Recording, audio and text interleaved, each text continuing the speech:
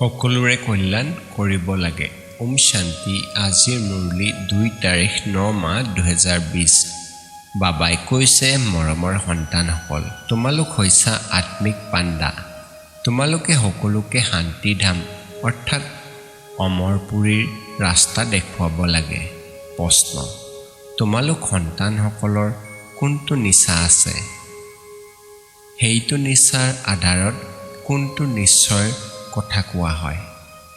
উত্তৰ: তোমালোক সন্তানসকলৰ এইটো নিচা আছে যে আমি পিতাৰ স্মৰণ কৰি জন্ম জন্মান্তৰ বাবে পবিত্ৰ হওঁ। তোমালোকে নিশ্চয়ৰে কোৱা যে লাগিলে যিমানেই বিঘিনি নাহক, কিন্তু স্বৰ্গৰ স্থাপনাটো নিশ্চয় হ'বই। নতুন সৃষ্টিৰ স্থাপনা আৰু পুৰণি সৃষ্টিৰ বিনাশ হ'বই। এইখন পূৰ্বে নিৰ্ধাৰিত নাটক।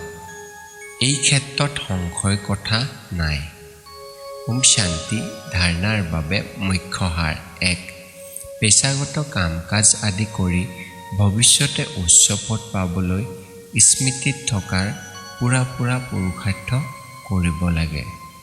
এই নাটকত ছেকেণ্ডৰ পাছত ছেকেণ্ড সলনি হৈ থাকে।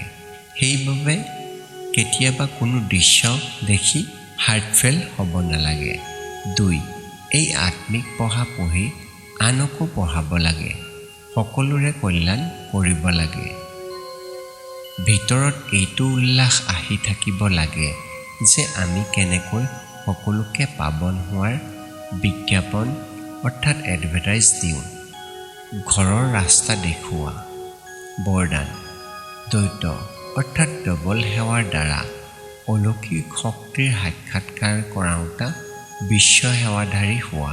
শ্লোগান: সকলোৰে প্ৰতি গুণগ্ৰাহক হোৱা, কিন্তু অনুসৰণ অৰ্থাৎ ফলো পিতা ব্ৰহ্মাক কৰা। ওম শান্তি।